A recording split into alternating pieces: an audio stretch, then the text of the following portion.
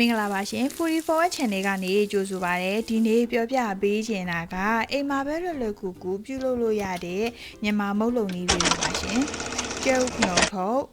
အုံးစိမ့်ကြောက်ကြောမုတ်ကျွဲတဲ့ကောင်းငင်းရွှေတမင်းနဲ့ပသိမ်ဟာလဝါပြုလုပ်နည်းလေးတွေပါရှင်ဒီနေ့ပြောပြပေးချင်တာကကျဲဥခနုံထုတ်ကိုလွယ်လွယ်ကူကူပြုလုပ်နည်းလေးပါရှင်ပါဝင်ပစ္စည်းတွေလည်းအရင်မများဘူးလို့ရတာလည်းလွယ်ကူလို့စားကျင်တဲ့အချိန်လှုပ်ရှားလို့ရတဲ့မုတ်လုံနည်းလေးပါရှင်ပါဝင်ပစ္စည်းတွေကဘာတွေလဲဆိုတော့ကြက်ဥ9လုံးအစာတုပ်ဖို့အတွက်အုံးတီး1လုံးတကြားနဲ့ဂျုံပါရှင်မုံနဲ့ရေကိုမဖြော်ခင်အုံးတီးကိုအစာတုပ်ဖို့အတွက်ကြိုပြီးတော့ချစ်ထားပါမယ်ရှင်အုံးတီးချစ်ပြီးပြီဆိုရင်တော့ကြက်ဥခနုံထုတ်ဖို့အတွက်မုံနဲ့ရေကိုဖြော်ပါမယ်ရှင်မုံနဲ့ရေဖြော်ဖို့အတွက်ကြက်ဥ9လုံးဂျုံထမင်းစားစွန်းနဲ့6စွန်းရေကစံချိန်ခွက်နဲ့2ခွက်ထည့်ပါမယ်ရှင်ပြီးရင်တတိချာချာလေးနှံ့နေအောင်မှွေပြီးတော့မုတ်သားလေးချောနေအောင်စကားနဲ့စစ်ချလိုက်ပါမယ်ရှင်မုတ်သားလဲရပြီဆိုရင်ကြက်ဥခနုံတို့ကိုစပြီးတော့ပြုလုပ်ပါမယ်ရှင်အရင်ဆုံးမကတ်အိုးမှာစီတုပ်ပြီးတော့မုတ်နှစ်ရေကိုလောင်းထည့်ပြီးမုတ်ရေ6တာနဲ့ပြန်ခွာလိုက်ပါမယ်ရှင်မီးအေးလေးနဲ့ပဲပြုလုပ်ထားပါတယ်ရှင်မီးအရန်ပြင်းသွားရင်တူးသွားတတ်ပါတယ်ရှင်ကျဲဥခနုံထုတ်ပြုလုပ်ဖို့အတွက်မုတ်သားလွှာလေးတွေလည်းရပြီဆိုရင်အစာတုပ်ဖို့အတွက်စပြီးတော့ပြင်ပါမယ်ရှင်စနာတို့အစင်သင့်ချစ်ထားတဲ့အုံဒီတစ်လုံးကိုတကြားထမင်းစားစွန်းနဲ့3စွန်းထည့်ပါမယ်ရှင်အချိုကြိုက်ရင်တော့ပို့ပြီးတော့ထည့်နိုင်ပါတယ်ရှင်စားလေးနည်းနည်းပဲထည့်ပါမယ်ရှင်စားအရမ်းများသွားရင်ချိုတာထက်အရသာကငံတဲ့ဘက်ကိုသွားတတ်ပါတယ်ရှင်စနာကတော့လွယ်လွယ်ကူကူပြုလုပ်မှာပဲဖြစ်လို့ရောပြီးတော့ပဲနေလိုက်ပါတယ်ရှင်တချို့ကတော့အုံးယိုထိုးပြီးတော့အစာသွတ်ကြပါတယ်ရှင်ဒါကတော့မိမိစိတ်ကြိုက်ပြုလုပ်လို့ရပါတယ်ရှင်အစာသွတ်ဖို့အတွက်ရပြီမှုလို့ကျဲဥခနုံထုတ်ကိုစပြီးတော့ပြုလုပ်ပါမယ်ရှင်စနာဒီတစ်ခေါက်ကဒဲအိုးအပြားကြီးနဲ့အသုံးပြုထားတာမို့လို့ကျဲဥလွှာအရွယ်လေးတွေကပို့ပြီးတော့ကြီးသွားပါတယ်ရှင်အလွှာကြီးတာမို့လို့မိမိစိတ်ကြိုက်ပုံစံခနုံထုတ်ကိုပြုလုပ်လို့ရပါတယ်ရှင်စနာကတော့လွယ်လွယ်ကူကူပုံစံလေးကိုပဲထုတ်ပြထားပါတယ်ရှင်ကျဲဥလွှာလေးတွေကချောမွေ့နေတာမို့လို့ခနုံထုတ်ကလေးကလည်းပုံစံလှလှလေးထွက်လာပါတယ်ရှင်ကဲအဲ့ဒါဆိုရင်ပုံစံလှလှလေးအရသာကောင်းကောင်းနဲ့ကျဲဥခနုံထုတ်ကိုရပါပြီရှင်စနာအခုလုပ်ပြတဲ့အချိုးစားကအခုအရေးအတွက်နဲ့ဆိုရင်10ခုရပါတယ်ရှင်အိမ်မှာတော့ခလေးတွေပါမကလူကြီးတွေပါကြိုက်ကြတာမှုလို့အဝေမတက်တဲ့မှုတ်လေးပါရှင်အဆုံးထိကြည့်ရှုပေးတဲ့အတွက်လည်းအရန်ကိုကျေးဇူးတင်ပါတယ်ရှင်မတူညီတဲ့မုတ်လုံနီးဟင်းချက်နီးဗီဒီယိုအသေးလေးတွေအတွက် 44 channel လေးကိုလည်း subscribe လုပ်ပြီးတော့ခေါင်းလောင်းလေးကိုလည်းနှိပ်ပေးထားပါအောင်ရှင်ကျေးဇူးတင်ပါတယ်ရှင်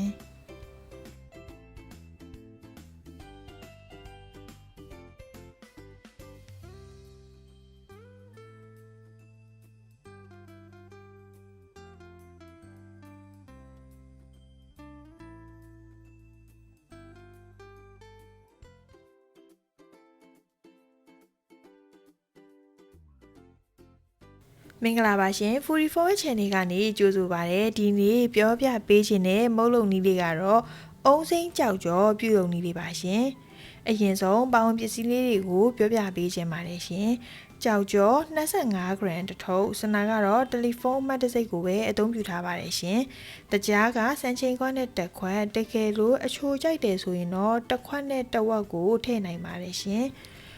အုံးစိမ့်ရေ1500မီလီလီတာဒီနေရာမှာစနာကအုံးသီးနှလုံးကိုအသုံးပြုထားပြီးအုံးစိမ့်ရေ1000မီလီလီတာပဲရတာမို့လို့ရေ900မီလီလီတာထည့်လိုက်ပါရရှင်အုံးသီးပတ်နုနုလေးတွေအနှိမ့်ငယ်ပါရှင်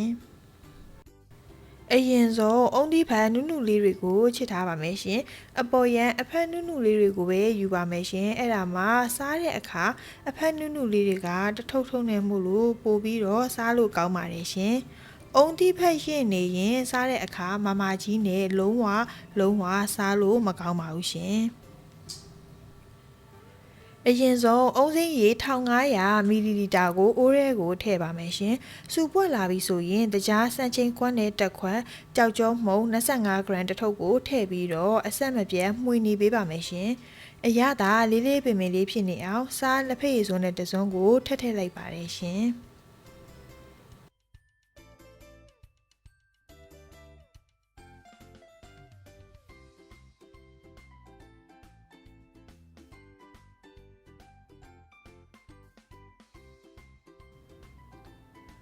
အဆက်မပြတ်မှွေနေပေးဖို့တော့လိုပါတယ်ရှင်။မမွေပဲထားလိုက်ရင်အိုးမှာကက်နေတတ်ပါတယ်။ကြောက်ကြောမုံတကြားတွေပျော်ဝင်လာပြီးတော့စူပွက်လာပြီဆိုရင်ချစ်ထားတဲ့အုံသီးပတ်နုနုလေးတွေကိုရောပြီးတော့ထည့်လိုက်ပါမယ်ရှင်။3မိနစ်လောက်အဆက်မပြတ်မှွေပြီးပြီဆိုရင်အေးခံမဲ့ဘန်းလေးကိုထည့်လိုက်ပါမယ်ရှင်။တကယ်လို့အယောင်ကြိုက်တယ်ဆိုရင်တော့မိမိနှစ်သက်ရာအယောင်ကိုထည့်လို့ရပါတယ်ရှင်။စနာကတော့အယောင်မကြိုက်လို့မထည့်ထားပါဘူးရှင်။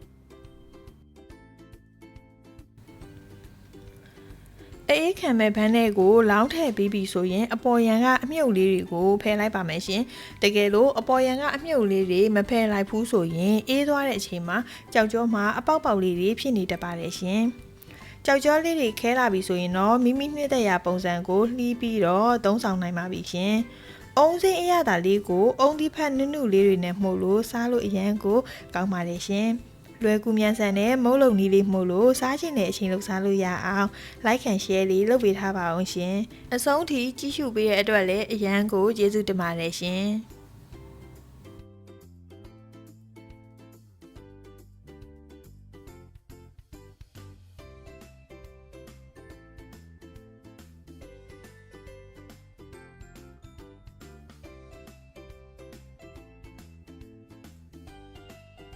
မင်္ဂလာပါရှင် Foodie Forward Channel ကနေကြိုဆိုပါရစေဒီနေ့ပြောပြပေးခြင်းတဲ့မုတ်လုံနီးလေးကတော့ညမာမုတ်တစ်မျိုးဖြစ်တဲ့မုတ်ကျွဲတဲ့ပြုလုပ်နီးလေးပါရှင်ဆန္ဒပြောပြနေကြမုတ်လုံနီးလေးတွေအတိုင်းအချိန်သိပ်ပေးစရာမလိုဘဲနဲ့ပြုလုပ်ရလွယ်ကူတဲ့မုတ်လုံနီးလေးပါရှင်မုတ်ကျွဲတဲ့ကိုအများစုကအပေါ်ကနေအုံသီးလေးဖြူးပြီးတော့စားကြပေမဲ့ဆန္ဒတို့နယ်ဘက်မှာတော့အပေါ်ကနေဘိန်းစေအုံးဆန်ကျော်လေးတွေဖြူးပြီးတော့စားကြပါတယ်ရှင်အရင်ဆုံးဆန္ဒကပါဝင်ပစ္စည်းလေးတွေကိုပြောပြပေးပါမယ်ရှင်။ဆန်မုတ်ထမင်းစားစွန်းနဲ့9စွန်းပြောင်းကော်မုတ်ထမင်းစားစွန်းနဲ့9စွန်းထညက်က15လုံးရေက900မီလီလီတာပါရှင်။အပေါ်ကနေဖြူဖို့အတွက်ကတော့ဘိန်းစေအုံးဆန်ကျော်ပါရှင်။အုံးဆန်ကျော်ပုံကျော်နီးလေးကိုလည်းဒီဗီဒီယိုလေးမှာပြောပြပေးထားပါတယ်ရှင်။အရင်ဆုံးထညက်15လုံးကိုအရေးပြောအောင်ကြိုပါမယ်ရှင်။ရေအများကြီးမထည့်ပါဘူးရှင်။အရသာလေးလေးပင်ပင်လေးဖြစ်နေအောင်စားလက်ဖက်ရည်စွန်းနဲ့တစုံကိုထည့်ပါတယ်ရှင်။ထညက်တွေအရေးပြောလာပြီဆိုရင်စကားနဲ့စစ်ပြီးတော့ထားပါမယ်ရှင်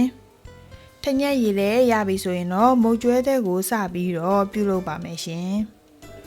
မုတ်ကျွဲတဲ့ကိုမပြုတ်လို့ခင်မုတ်ကြိုပြီးရင်ထဲမဲ့ဘန်းထဲကိုစီအရင်ဆုံးတုတ်ထားပေးပါရှင်အဲ့ဒါမှကြိုပြီးရင်တခါတည်းဘန်းထဲကိုတန်းထည့်လို့ရမှာပါရှင်အရင်ဆုံးရေ900မီလီလီတာကိုထည့်ပြီးတော့ထညက်ရည်ကိုထည့်ပါမယ်ရှင်ပြီးရင်ဆန်မုတ်ထမင်းစားစွန်းနဲ့9စွန်းပြောင်းကုန်မုတ်ထမင်းစားစွန်းနဲ့9စွန်းကိုပါရောထည့်လိုက်ပါမယ်ရှင်ဒီနေရာမှာဆန္ဒကစံချိန်ခွက်နဲ့ချိန်ပြီးတော့ထည့်ပြထားတာပါရှင်စံချိန်ခွက်နဲ့ဆိုရင်တော့စံချိန်ခွက်မပြည့်တပြည့်လေးပါရှင်ပြီးရင်အားလုံးကိုတမနေအောင်မီးအေးလေးနဲ့မှွေပါမယ်ရှင်အဆက်မပြတ်မှွေပေးနေဖို့တော့လိုပါတယ်ရှင်တဖြည်းဖြည်းနဲ့ခဲလာပြီဆိုရင်အဖက်ကလေးတွေအပေါ်ကိုတက်လာမှာပါရှင်ဇက်တိုက်မှွေနေရင်းနဲ့ပြစ်ခဲလာပြီဆိုရင်မုတ်သားလေးတွေအကုန်လုံးကိုတသားတည်းဖြစ်အောင်ဖိပြီးတော့နာလေးမှွေပေးရပါတယ်ရှင်မုတ်သားတွေလည်းပြစ်ပြီးတော့အဖက်ကလေးတွေဖြစ်မနေတော့ဘဲနဲ့တသားတည်းကြီးကြီးလေးဖြစ်လာပြီဆိုရင်တော့ခုနကစီကြိုးတုပ်ထားတဲ့ဘန်းလေးကိုထည့်ပြီးတော့အေးခံလိုက်ပါမယ်ရှင်ဒီနေရာမှာစီနိုင်တုပ်ပေးဖို့တော့လိုပါတယ်ရှင်စီနဲနေတယ်ဆိုရင်ကတ်တက်လို့ပါရှင်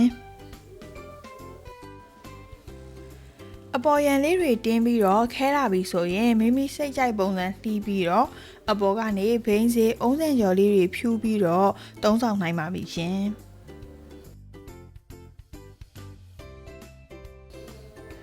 အခုစနာပြောပြသွားတဲ့အချိုးအစားကအရန်ကြီးလဲမမာဘူးအရန်ကြီးလဲပြော့မနေပဲနဲ့ကင်လိုက်ရင်ဤတုံနဲ့စားလို့ကောင်းတဲ့အချိုးအစားလေးပါရှင်ပါဝင်ပစ္စည်းတွေလည်းဝယ်ရတာလွယ်ကူတယ်ပေးရတဲ့အချိန်ကလည်းခဏလေးမို့လို့စားကျင်တဲ့အချိန်အလွယ်တကူလှုပ်ရှားလို့ရအောင် like and share လေးလုပ်ပေးထားပါအောင်ရှင်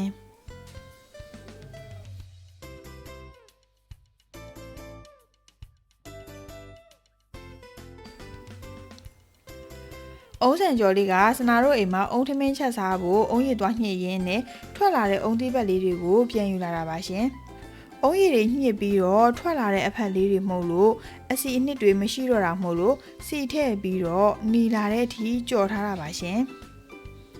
အခုစနာကြော်ပြထားသလိုရွှေညိုရောင်လေးတန်းလာပြီဆိုရင်တော့အုံးဆန်ကျော်ကိုရပါပြီရှင်စနာတို့နယ်ဘက်မှာကမုတ်ကျွဲတဲ့ကိုဘိန်းစီအုံးဆန်ကျော်နဲ့တွဲစားတာမို့လို့အုံးဆန်ကျော်လေးနဲ့ပြောပြပေးထားတာပါရှင်အုံးဆန်ကျော်ကိုပေါမော့အုံးတို့ဇန်လေးနဲ့တွဲစားရင်လည်းအရန်ကိုစားလို့ကောင်းတာပါရှင်အုံးဆန်ကျော်လေးအစင်းသိရှိနေတာမို့လို့နောက် vlog လေးကိုလည်းပေါမော့အုံးတို့ဇန်ပြုလုပ်နည်းလေးပြောပြပေးသွားပါမယ်ရှင်အဆုံးထိကြည့်ရှုပေးရတဲ့အတွက်လည်းအရန်ကိုကျေးဇူးတင်ပါတယ်ရှင်မတူညီတဲ့မုတ်လုံနီးဟင်းချက်နီးဗီဒီယိုလေးတွေအတွက် Foodie4 channel လေးကိုလည်း subscribe လုပ်ပြီးတော့ခေါင်းလောင်းလေးကိုလည်းနှိပ်ပေးထားပါအောင်ရှင်မင်္ဂလာပါရှင် Foodie4 channel ကနေကြိုဆိုပါရစေဒီနေ့ပြောပြပေးခင်တာကမြန်မာမုတ်လုံနီးတွေတဲကတစ်ခုဖြစ်တဲ့ကောင်းချင်းရွှေတမင်းသို့မဟုတ်ရွှေတမင်းပြုလုပ်နီးလေးပါရှင်မိမိနေထိုင်တဲ့ဒေသတွေမှာညမာမုံတွေကိုအလွယ်တကူဝယ်လို့မရတာပဲဖြစ်ဖြစ်ကျောင်းပိတ်ရက်အလုပ်ပိတ်ရက်တွေမှာမိသားစုတငယ်ချင်းတွေနဲ့အတူတူမုံလုပ်စားကျင်တာပဲဖြစ်ဖြစ်လွယ်ကူကူပြုလုပ်လို့ရတဲ့ပါဝင်ပစ္စည်းတွေလည်းဝယ်ရတာလွယ်ကူတဲ့မုံလုံနည်းလေးပါရှင်အရင်ဆုံးစနာကားပေါင်းပစ္စည်းလေးတွေကိုပြောပြပေးချင်ပါတယ်ရှင်။ပေါင်းပစ္စည်းလေးတွေကကောင်းချင်းစံနို့စီဘူးနဲ့2ဘူးထညက်နို့စီဘူးနဲ့1ဘူးအုံတို့ဘူးသေး1ဘူးအုံတီတစ်ချမ်းပါရှင်။အုံတီတစ်ချမ်းကတော့စနာတို့မုံလို့ပြီးတဲ့အခါမုံနဲ့တူပေါ်ကနေဖြူစားဖို့အတွက်ပါရှင်။အရင်ဆုံးရွှေထမင်းပြုလုပ်တော့မယ်ဆိုရင်ကောင်းချင်းစံကိုရေတည်တည်ချာချာဆေးပြီးတော့ညတဲ့အခါရေစိမ်ပြီးတော့တညထားလိုက်ပါမယ်ရှင်စနာကတော့အခုအသုံးပြုထားတာကနို့စီဘူးနဲ့2ဘူးကိုအသုံးပြုထားပါတယ်ရှင်မနေ့ရောက်လို့မုတ်စာပြီးတော့ပြုလုပ်တော့မယ်ဆိုရင်ထညက်နို့စီဘူးနဲ့1ဘူးကိုထညက်ရေကြိုပါမယ်ရှင်အရသာလေးလေးပင်လေးဖြစ်နေအောင်စားလက်ဖက်ရည်စွန်းနဲ့ဇွန်းတစ်ဝက်ကိုထည့်လိုက်ပါမယ်ရှင်ထညက်တွေအကုန်အရေးပျော်သွားရင်အမိုက်သဲတွေမပါအောင်စကားနဲ့စစ်ပါမယ်ရှင်ထညက်ရည်လဲရပြီဆိုရင်မုတ်ရရင်အပေါ်ကနေဖြူးပြီးတော့စားဖို့အတွက်အုံးသီးကိုလည်းကြိုပြီးတော့ချစ်ထားလိုက်ပါမယ်ရှင်ထညက်ရည်လဲရပြီးအုံးသီးလဲချစ်ပြီးပြီဆိုရင်ရွှေတမင်းကိုစပြီးတော့ပေါင်းပါမယ်ရှင်ဒီနေရာမှာစနာကအလွယ်တကူပြုလုပ်လို့ရတဲ့တခါတည်းထညက်ရည်နဲ့ရောပြီးတော့ထမင်းပေါင်းနဲ့ပေါင်းတဲ့နီးကိုစနာကအသုံးပြုထားပါတယ်ရှင်တချို့ကတော့ကောင်းချင်းကိုအရင်ပေါင်းကောင်းချင်းပေါင်းကိုရပြီဆိုတော့မှထညက်ရည်နဲ့ရောပြီးတော့နေပြီးတော့မှမုတ်ပန်းနဲ့ကိုထည့်တာပါရှင်ဒါကတော့မိမိရဲ့စိတ်ကြိုက်ပြုလုပ်လို့ရပါတယ်ရှင်စနာကတော့အလွယ်တကူထမင်းပေါင်းနဲ့တခါတည်းရောပြီးပေါင်းတဲ့နီးကိုအသုံးပြုပြီးတော့ပြောပြပေးထားပါတယ်ရှင်အရင်ဆုံးပေါင်းရဲကိုတညရေးစိန်ထားတဲ့ကောင်းချင်းဆန်2ဘူးကိုအရင်ထည့်လိုက်ပါတယ်ရှင်အချိုးစားကတော့ကောင်းချင်းဆန်2ဘူးကိုရေချိန်2ဘူးထည့်ပါတယ်ရှင်စနာကထညက်ရေကနို့စီဘူးနဲ့1ဘူးအုံတို့ဘူးသေးကနို့စီဘူး1ဘူးမပြည့်တာမို့လို့အုံတို့ဘူးသေးကိုနို့စီကွမ်းနဲ့ချိန်ပြီးတော့မှ1ဘူးပြည့်အောင်ထည့်လိုက်ပါတယ်ရှင်ပြီးရင်မှွေပြီးတော့ထမင်းချက်တဲ့အတိုင်းပဲပေါင်းအိုးကိုချက်လိုက်ပါမယ်ရှင်စူပွက်လာရင်အဖုံးလေးဖွင့်ပြီးတော့တမနေအောင်မှွေပြီးတော့မှပြန်ဖုံးထားလိုက်ပါမယ်ရှင်ထမင်းပေါင်းကိုတက်သွားပြီဆိုရင်စန္ဒာကချက်ချင်းမထုတ်ဖ ೇನೆ ကောင်းချင်းတွေနဲ့နေအောင်အနည်းဆုံးနိုင်ဝက်45မိနစ်လောက်သူ့ပူရှိန်လေးနဲ့တူထားလိုက်ပါတယ်ရှင်မုံမထည့်ခင်ထဲ့မဲ့ဘန်းတွေကိုကောင်းချင်းတွေကတ်နေမှာဆိုလို့စနာကထောပတ်စီလေးအရင်ဆုံးတုတ်ထားလိုက်ပါတယ်ရှင်။ကောင်းချင်းတွေနဲ့နေအောင်နိုင်ယူဝက်45မိနစ်လောက်ထားပြီးပြီဆိုရင်တော့ပုံစံခွက်တွေကိုစနာတို့ကောင်းချင်းတွေဖိသိပ်ပြီးတော့ထည့်ပါမယ်ရှင်။ ဖိသိပ်ပြီးတော့မထည့်ဘူးဆိုရင်လှီးတဲ့နေရာမှာလုံးဝလှီးလို့မကောင်းပါဘူးရှင်ပုံစံလှလှလေးတွေမထွက်ဘဲနဲ့ပုံစံပြတ်သွားတတ်ပါတယ်ရှင်အဲဒီတော့မုတ်ပန်းထဲကိုမုတ်ထည့်တဲ့အခါမှာဖိသိပ်ပြီးတော့ထည့်ပေးပါရှင်ဖိသိပ်ထည့်ပြီးပြီဆိုရင်အနည်းဆုံးနာရီဝက်ခန့်လောက်တော့ထားပေးပါရှင်ဆန္ဒကတော့တည်တည်ချာချာလေးဖိသိပ်ပြီးတော့နိုင်ရွက်လောက်ထားလိုက်ပါတယ်ရှင်။နိုင်ရွက်လောက်ထားပြီးပြီဆိုရင်မိမိစိတ်ကြိုက်ပုံစံနှီးပြီးတော့သုံးဆောင်နိုင်ပါပြီရှင်။အခုဆိုရင်အယောင်လှပုံစံလှနဲ့အရသာရှိတဲ့မြန်မာမုတ်တစ်မျိုးဖြစ်တဲ့ကောင်းရင်ရွှေသမင်းတို့မဟုတ်ရွှေသမင်းကိုရပါပြီရှင်။အဆုံးထိကြည့်ရှုပေးရတဲ့လည်းအရန်ကိုကျေးဇူးတင်ပါတယ်ရှင်မတူညီတဲ့မုတ်လုံနီဟင်းချက်နီဗီဒီယိုအသစ်လေးတွေအတွက် Foodie4 Channel လေးကို Subscribe လုပ်ပြီးတော့ခေါင်းလောင်းလေးကိုလည်းနှိပ်ပေးထားပါအောင်ရှင်ကျေးဇူးတင်ပါတယ်ရှင်